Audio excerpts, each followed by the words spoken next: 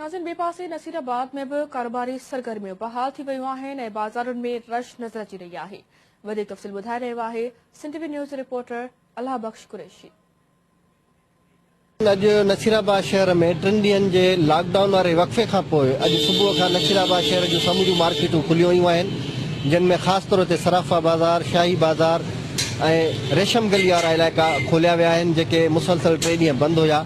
ऐं जीअं त ईद जा ॾींहं वेझा आहिनि, उनजे करे जेका शहर में रश आहे उहा तमामु घणी आहे। नसीराबाद जे भरपासे जे ॻोठनि जा रहवासी, औरतूं, तोड़े मर्द ईद जी ख़रीदारी जे सिलसिले में नसीराबाद शहर में पहुतल आहिनि ऐं अवाम जी वॾी रश नज़र अची रही आहे ऐं अवाम में हिकिड़ी शहर खुलण जी ख़ुशी बि नज़र थी अचे त बंदि शहर जंहिं वक़्तु खुलिया आहिनि। शाम 5 वॻे वरी शहर बंदि कया वेंदा ऐं हीउ 26 ताईं सिलसिलो जारी रहंदो। जुमे खां वरी लॉकडाउन लागू कयो वेंदो, जेको वरी नए हुकूमत ताईं शहर 3 ॾींहनि लाइ बंदि हूंदा।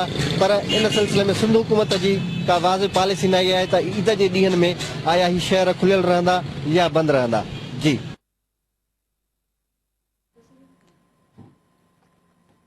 वरी महिरबानी अल्लाहबख़श।